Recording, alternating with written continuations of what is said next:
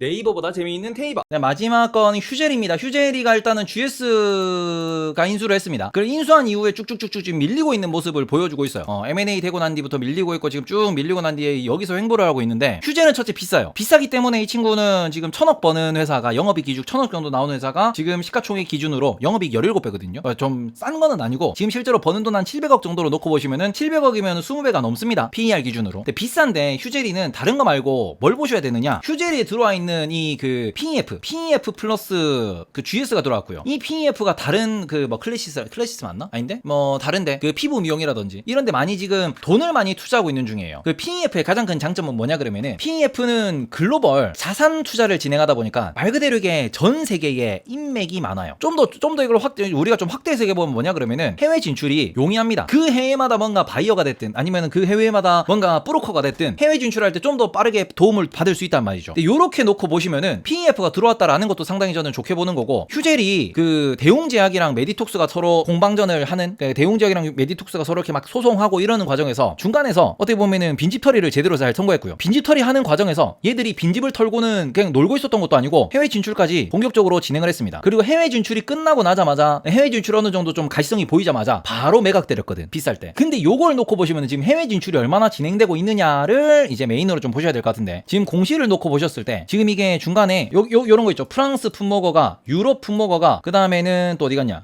풋모거가 취소 처분, 저거는 패스하고, 저건 뭐 지금 시객처럼 싸우는 거니까. 그 다음에는 그 어디 있냐, 캐나다 풋모거가, 그 다음엔 중국도 있을 텐데, 이게 미국 풋모거가, 그리고는 중국 어디 갔냐, 중국 풋모거가, 그지. 지금 보시면은 얘가 지금 그 프랑스의 풋모거가 했고요. 그 다음에는 또 유럽, HMA라고 합니다. 유럽 의약품, 여기 풋모거가, 그리고 또 보시면은 캐나다에, 그또 호주에 풋모거가, 그리고는 미국에, 그 다음에 중국에. 지금 전 세계 이거 좀 더 뒤져보면 브라질 쪽도 있거든요. 전 세계로 전부 다 풋모거가를 다 신청하고 다 획득을 하고, 요 시기에 야 이제 전 세계에 판매할 수 있어, M&A 할 사람. 그리고는 좀 비싸게 팔아먹은 거거든요. 그래서 요거를 놓고 보시면은, 저는 해외 진출해서 지금 방금 나온 것만 보시면은 중국, 미국, 그 다음에 유럽, 그리고는 러시아, 그리고는 제가 브라질 요런 데까지는 알고 있고, 거기 호주, 캐나다 요런 데까지 있습니다. 이만큼 해외 진출에 성공했다라는 거는, 지금 판매하고 있는 국가는 우리나라랑, 그 다음에 오파상을 통한 혹은 무역상을 통한 요런 데가 좀 많다라는 정도. 근데 이거를 실제로 더 많은 곳에다가 정식 풋모거가를 받고 난 뒤에 정식으로 수출한다라고 하면은 훨씬 큰 거지 이거는. 그래서 요런 걸 놓고 보셨을 때 지금 이게 얼마나 매출이 신장될지는 아직은 몰라요. 특히 기업들 같은 경우에는 성장하는 단계가 여러 가지가 있다고 말씀을 드리는데, 처음에는 제품 같은 거 아니면 제품이나 서비스를 만들어냅니다. 그리고는 요게 처음에는 시장 점유율을 끌어올리죠. 어디에서? 국내에서. 그리고는 이게 두 가지 파생이 나옵니다. 요거를 해외로 나가는 경우도 있고요. 그리고는 또 어디로 나가? 신제품으로 가는 경우도 있고요. 여기에서 지금 휴젤 같은 경우에는 어디로 가는 케이스다? 이쪽으로 가는 케이스인데, 저는 요거를 훨씬 더 좀 주가 떡상이 가능한, 혹은 장투를 해도 되는 그런 아이디어로 말씀을 드리고 싶은 게, 국내에서 먹혔어요. 해외에서 만약에 먹히면은 국내 시장이 커? 작아요? 어마어마하게 큰 해외 시장에 공략을 하는 거고, 요거는 성장만 나오면은 셀트리온처럼 떡상도 가능합니다. 왜 셀트리온이 떡상을 했는데? 셀트리온이 떡상한 이유는 딱 하나죠. 국내에서 뭔가 이렇게 시장성이 뭐 솔직히 거의 없지. 국내에 아픈 사람 몇 명이나 된다고. 근데 글로벌은 아픈 사람 많거든. 유럽에 갖다 파는 거 하나만으로 떡상이 몇 배가 왔잖아요. 그래서 요렇게 놓고 보시면은 여기에서 이제 시장 점유율이 얼마나 빠르게 올라가는지, 물론 여기서도 이제 시장 점유율 전쟁을 해야죠. 근데 이게 어마어마한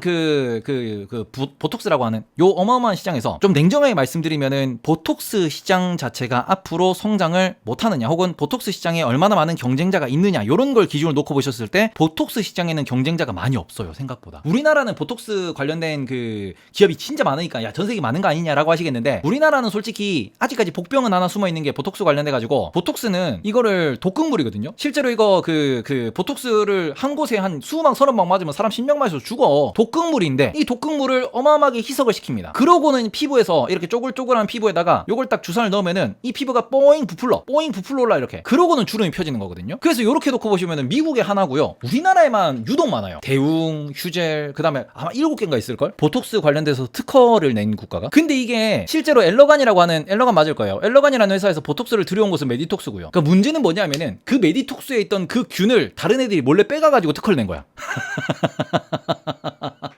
그러니까 이게 엘로간도 지금 빡이 쳐가지고 야 전부 다 지금 저 DNA 다 까봐. 야 너 보톡스도 어차피 원인 균주가 있을 거니까 DNA 다 까봐. 우리 건지 아닌지 보자. 이런 거거든. 원래 빼가면 안 되는 거야. 근데 휴젤이랑 다른 한 두 군데인가가 인증을 했어요. 인증을 하면서 우리는 다르다. 그러니까 실제로 보톡스가 제일 처음에 발견됐던 그 곳이 어디냐 그러면 2차 대전 때 통조림 캔 안에서 나왔지. 2차 대전 때. 왜 여기서 나왔는데 빛이 안 들어가고 산소가 없는. 그러니까 말 그대로 이거는 현기성이고 그 또 태양도 싫어하는 친구거든. 어둡고 습한 데서 생기는데 우리나라 보톡스 업체를 보시면은 저 산골짜기 어디에서 구했대. 아니면 마국간 어디서 구했대. 축사 어디에서 구했대. 야, 참 신기하죠. 우리나라만 전 세계에서 그렇게 드물게 발견하는 저 균을 우리나라는 마국간감 나오고 저기 우리나라는 축사감 나오고 우리나라는 등산하다 발견한대. 그래서 지금 RNA 염기설 이런 거 다 뭐 다 증명하고 뭐 하고 했는데 휴젤은 딱히 거기에 대해서는 문제가 없는 걸로 알고 있습니다. 그리고는 지금 실적도 잘 나오고 그러면서 M&A도 성공을 했고요. 그래서 앞으로 성장성을 놓고 보시면은 이렇게 많은 해외 투자 판매에 대한 계약이 나온 거에 대해서 기대감을 갖고 있다라고 하시면은 이거는 장기로 좀 바라보셔야죠. 장기로. 왜냐면 배당도 없었고 지금 뭐 GS가 휴젤에 1200억을 더 쐈대요. 그죠? 그리고는 확실한 주인이 되겠다라고 했습니다. 1억 불 추가 투자를 한다. 결국 GS가 욕심을 좀 내네요. 그러면서 GS 기준에서 또 한번 생각을 해보셔야 되는데 GS 그룹이 지금 좀 애매한 게 GS가 몸통으로 들고 있는 게 뭐냐 그러면은 건설은 따르고 GS에서 지금 우리 칼텍스 정유이죠. 캐시카우인데 발전이 없어요. 그리고 GS에서 편의점 있죠. 요거는 지금 업계에서 1등을 하고 2등? 2등이다 CU 때문에. 근데 업계 1, 2위를 다투고 있는 거니까 편의점은 돈 잘 됩니다. 근데 GS는 나머지 이제 리테일 사업을 하는 게 있어요. 이게 리테일이 뭐냐 그러면은 우리가 GS 슈퍼마켓 아니면 GS 홈쇼핑 그런 게 있지. 근데 이거는 폭망했지. 인터넷에 못 따라갔잖아. 그러니까 얘는 어디로 흡수됐습니까? 하평됐잖아 이렇게. 건설은 따릅니다. 건설은. GS가 들고 있는 게 뭔데? 없어. 그러니까 GS가 무엇을 했느냐? 하나 더 한 게 캐시카우가 될 수 있는 바이오. 바이오 중에서도 우리가 보톡스. 요거를 캐시카우로 기존에 있던 현금 들여가지고 앞으로 돈 벌려고 들고 들어온 거거든요. 날라블라도 망했지. 그냥 지금 보시면은 요것도 현금이고요. 요것도 현금이고요. 요것도 현금 때문에 마련한 겁니다. 성장 산업이라고 볼 수도 있겠지만 그러면 이거는 휴젤 같은 경우에는 나중에 어느 정도 해외 진출에 성공하고 규모의 경제가 만들어지고 난 뒤에는 추가로 바이오 같은 것도 많이 만들겠지만 얘는 배당도 보셔야 돼요. 왜냐면 GS가 배당 끌어올려 갈 거거든. 그래서 그런 관점에서는 휴젤 같은 경우에는 저는 장기 투자 아이디어로 가져가셔도 된다라고 생각하고 지금 PER만 놓고 보시면은 여전히 투자할 만한 가격대이다. 왜? 기대감이 상당하니까요. 여기 실제로 해외 매출이 인식이 되기 시작하면서 그것 때문에 분기 매출이 쭉쭉쭉쭉 늘어가는 것만 보여줘도 뚱땅 올라갈 수 있는 기업 중에 하나라고 생각을 해서 이거는 투자를 하셔도 될 것 같고요. 실제로 이제 이게 2월 3일이네요. K보톡스 첫 유럽 진출 이런 얘기 나옵니다. 그러니까 이제 유럽이나 아니면은 뭐 이렇게 뭐 중국이나 브라질, 미국 이런 데 이제 진출하기 시작한 기업이기 때문에 매출은 더 늘어날 수 있다라고 보시는 게 맞을 것 같아요. 그래서 이런 관점에서 휴재는 조금 편안하게 좀 말씀을 드리도록 할게요. 나 GS 리테일 다니다 잘렸다. GS는 안 돼. GS는 지금 휴젤에 몰빵 때리고 좀 더 휴젤에 많은 것을 하려는 이유가 요거다라고 생각을 하시면 될 것 같아요. GS가 성장 산업이 없어요. 휴젤 장기로 모아가면 나쁘지 않은 친구. 하지만 GS한테 빨대를 얼마나 꼽히느냐가 중요할 듯.